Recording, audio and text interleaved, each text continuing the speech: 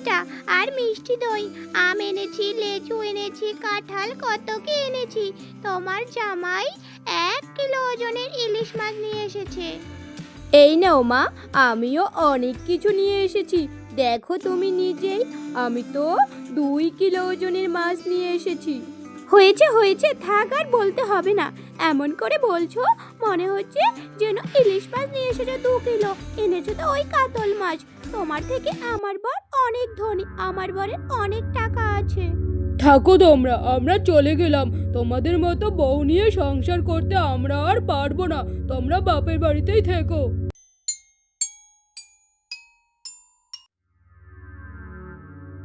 কি গো, সকাল কয়টা হয়েছে? একবার ঘড়ির দিকে কি তাকিয়েছো? তোমার মতো জম্মের অলস মানুষ দেখিনি আগে। আমার বড় বোনের স্বামীকে দেখছো? এবার অনেক লাভ করেছে ওই মাছের ব্যবসায়। কাকুলি আমাকে শুনিয়ে শুনিয়ে বলছে তারপর তাকে 1000 টাকার শাড়ি কিনে দিয়েছে। আর তুমি তো ওই বছরে একটা শাড়ি কিনে দাও, তবুও ওই সস্তার শাড়ি। আমাকে এইবার 1000 টাকার শাড়ি কিনে না দিলে আমি বাপের বাড়ি চলে যাব, এ আমি বললুম।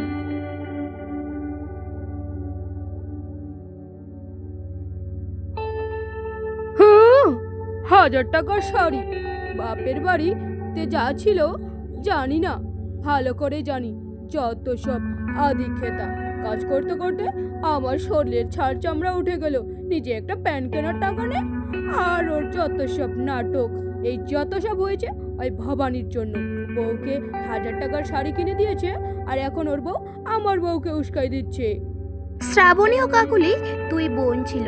তারা 2 বোনে এক গ্রামেই বিয়ে করে, বাড়িও ছিল পাশাপাশি। শ্রাবণীর স্বামী একজন কৃষক আর কাকুলির স্বামী একজন মাছের ব্যবসা করত। 2 বোন 2 শত্রু, একে দেখে ও জ্বলতো, ওকে দেখে ও জ্বলতো। আর 2 জনের মাঝে বলিদান হতো তাদের ওই স্বামীরা।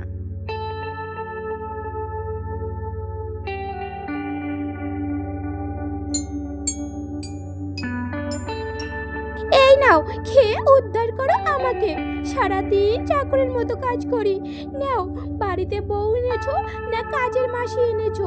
আমার বোন শ্রাবণীর স্বামী অনেক ভালো, ওকে কোনো কাজ করতে দেয় না, তাকে রানীর মতো করে রাখে।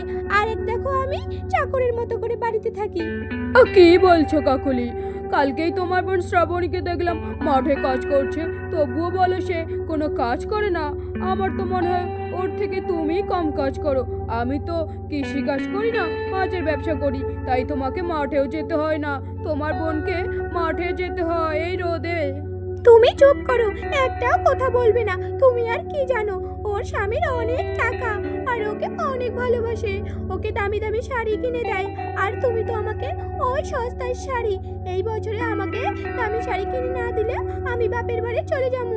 কাকুলির কথা শুনে ভবানী ভাবে সবকিছুর জন্য ওই হরিদাস পালে দায়ী। আসলে কাকুলি ও শ্রাবণীর বর কেউ ধনী ছিল না, তারা শুধু 2 বোন বাড়িয়ে বাড়িয়ে স্বামীদের প্রশংসা করত।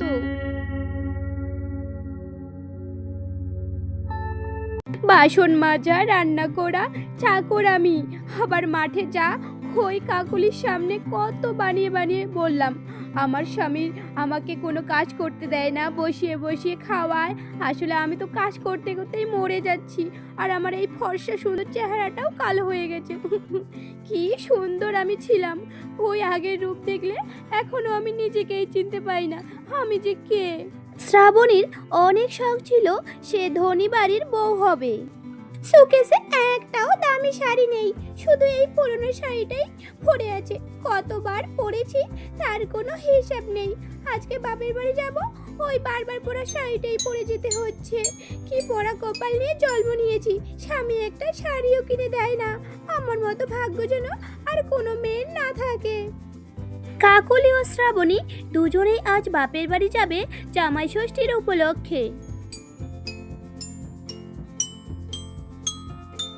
এই নাও, এই পাজামাটা পরে নাও, বারবার একেই পাজামা পরে যাও, লজ্জা শরমও নেই। আমার মান সম্মানটা আর আমার বাপের বাড়িতে নষ্ট করো না। কাকলির বরের অনেক টাকা, সে তো অনেক ভালো ভালো জামা কাপড় পরে আসবে, তোমার মতো না ভিখারি কথাকার। কিন্তু শ্রাবণী, এই জামাটা তুমি কোথায় পেলে? আমার তো এরকম কোনো জামা ছিল না, আর আমি তো তোমাকে কোনো টাকা পয়সাও দেইনি, তাহলে তুমি কোথার থেকে নিয়ে আসলে? হ্যাঁ হ্যাঁ, এসব তো আমার এই জ্বালা। তুমি আমাকে টাকা দিবে নাকি? দিবে না তো। নিজেও ভালো জামা কাপড় পরবে না, আর আমাকেও দিবে না। প্রতি বছর পরে যেতে হবে একই জামা কাপড়। এই যে দেখছো আমি সুন্দর শাড়িটা পরে আছি, এটাও নল্টুর মায়ের। আর এই তোমার প্লাজামাটাও, এটাও নল্টুর বাবার। পরে নাও, এখন আর বেশি কথা বলো না, দেরি হয়ে যাবে। তখন দোকান বন্ধ করে দিবে, আর তুমি প্রতি বছরের মতো ওই বলবে রুই মাছ নিয়ে যাই। কেউ কি বাপের বাড়িতে জামাই ষষ্ঠীর উপলক্ষে রুই মাছ নিয়ে যায় বলো তো? শ্রাবণীর পর হরিদাস ওই পাজামাটা পরে নেয়। বাবা, ভালোই লাগছে, তেমন খারাপ লাগছে না কিন্তু। বলো শ্রাবণী। হ্যাঁ হ্যাঁ, ভালোই তো লাগছে, আমিও দেখতে পাচ্ছি, আমারও চোখ আছে বুঝলে। ওই তো পরে থাকো সস্তার জামা কাপড়, তাই আর কি বুঝবে দামি জামা কাপড়, কিপটে কথাকার। ওই কাকুলিদের থেকে আমাদেরকেই ভালো লাগবে দেখতে। আমার এই শাড়িটা অনেক ভালো, আর আমি ওর থেকে অনেক বেশি সাজবো। ওই শ্রাবণীর থেকে আমাকেই বেশি সুন্দর লাগবে। মেয়েবেলা থেকেই আমি বেশি সুন্দর ছিলাম, সবাই বলতো আমার সব থেকে সুন্দর। দুই বোনেই কাকে বেশি ভালো লাগবে, কে বেশি সাজবে, এই চিন্তা করতে করতে দুইজনেই বাপের বাড়ি চলে যায়। ওর ওই শাড়িটা তো অনেক সুন্দর লাগছে, লাল টকটকে কালার, খুব সুন্দর ওকে মানিয়েছে। কত টাকা দাম হবে? না, আমার থেকে বেশি হবে না, আমার শাড়ির দাম বেশি হবে। কিরে কাকুলি, যদি আমি ভুল না করে থাকি, তুই এই শাড়িটা পরে সামনের 2 বছরও পরে এসেছিস। না গো দিদি, এই শাড়িটা আলাদা, পুরোপুরি আলাদা। হ্যাঁ, একই রকম কালার হতে পারে, কিন্তু কোম্পানিটা পুরো আলাদা। এই শাড়িটা আমি এই বছরেই কিনলাম 1000 টাকা দিয়ে। মা, তুমি না বললে তোমার এই শাড়িটা অনেক পুরনো, তুমি অনেকবার এই শাড়িটা পরেছো। চুপ কর, যখন তখন যা তা বলা যায় না, মানুষ খারাপ বলে মা। কিন্তু মা, তুমি তো বললে বাড়িতে যে তোমার এই শাড়িটা অনেক পুরনো, তাই তুমি বাবাকে অনেক রাগ দেখাইলে। এখন কেন আমাকে বলছো মা? কাকুলি, বাচ্চা সব সময় সত্যি কথা বলে। পুরনো শাড়ি পরে বলছো নতুন শাড়ি 1000 টাকা দিয়ে কিনছো। এই দেখ, এটা আমার নতুন শাড়ি, আজকেই আমি ভাঁজ ভাঙলাম। মামা, তুমিও কেন মিথ্যা কথা বলছো?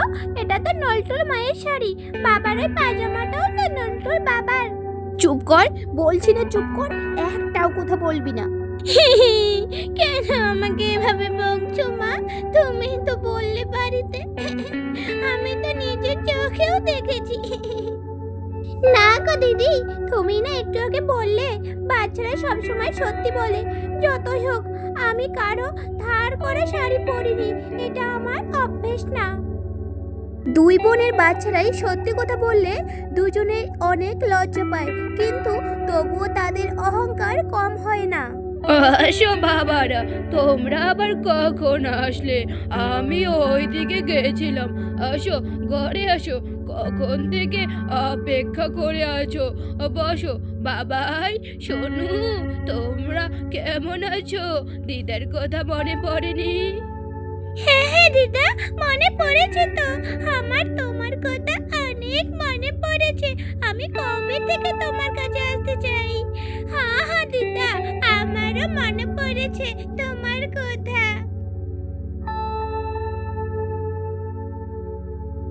মা, ওইখানে রাখা আছে তোমার জামাই এঘাড়ি মিষ্টি, মিষ্টি দই, আম, কাঁঠাল, লেচু নিয়ে এসেছে, আর 1 কেজি ওজনের ইলিশ মাছও নিয়ে এসেছে। তোমার জন্য শাড়িও আছে ওখানে।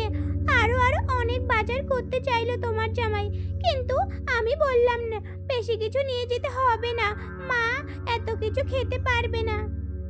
সব সব মিথ্যা কথাগুলো বলছে। নিজেই এসব কিছু কিনলো, আর এখন বলছে আমি কিনতে চেয়েছি। আমার কাছে এত বাজার করার পর এখন টাকাই নেই, আর বলছো আমি এত কিছু কিনতে যাবো।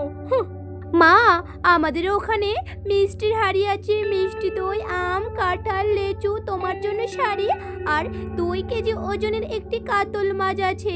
আরো অনেক কিছু আনতে চাইলো তোমার জামাই, আমিও বারণ করলাম। ইলিশ মাছের তো অনেক দাম, কাতল মাছের তো দাম নেই। আমরা কাতল মাছ নিয়ে আসতে চাইলে 10 কেজি আনতে পারতাম, কিন্তু কোথায় আছে না, বড়লোক মানুষ দামি দামি জিনিস খায় আর গরিব মানুষ কম দামি জিনিসই খায়। কাকলি শ্রাবণীকে অনেক বাড়িয়ে বাড়িয়ে কথা বলে আর অপমান করে। শ্রাবণীও কম না, সেও তাকে বাড়িয়ে বাড়িয়ে কথা শোনায়। এভাবে দুজনকে ঠেস মারিয়ে কথা শোনায়। এভাবে দুজনেই চলতে থাকে। একজন বলে ওর স্বামীর অনেক টাকা, ওরা অনেক বড় লোক, আর একজন বলে ওর স্বামীর অনেক বড় ব্যবসা আছে। দুজনের স্বামীরা হা করে তাকিয়ে থাকে। এভাবে অনেকক্ষণ চলার পর দুজনের স্বামীরাই রেগে যায়। চুপ করো তোমরা, অনেকক্ষণ থেকে দেখছি বক বক বক বক করেই চলছো। আমরা যে এখানে কখন থেকে দাঁড়িয়ে আছি তা কি কখনো খেয়াল করছো? তুমিও চুপ করো। আমাদের এত এত টাকা কোথা থেকে এলো আবার? আমি করি সামান্য মাছের ব্যবসা, যেখানে ভালো করে সংসারটাই চলে না, তার উপর তোমাদের এই দুই বোনের রেশারেশিতে কত টাকা আজকে নষ্ট হয়ে গেল। যত সব। আর তুমিও শ্রাবণী কম না, করি আমি কৃষিকাজ করতে করতে আমার জীবন শেষ। আজকে শ্বশুর বাড়ি আসলাম মানুষের ধার করে জামা পরে, আর তোমার ফুটানি, বরের নেই টাকা আর ফুটানি মারো তুমি অনেক বড় বড়। যাও এখন থাকো তো বাপের বাড়িতে, আমি চললুম। আমি আর তোমার মতো বউয়ের সাথে সংসার করুম না। আমিও চললুম। তোমাদের মতো বউদের সাথে সংসার করলে আমাদের মতো স্বামীরা আর বেঁচে থাকতে পারবে না। বউয়ের এত ফুটানি রে বাবা, আমরা চললুম। তোমরা থাকো এই বাপের বাড়িতে আর ফুটানি মারো।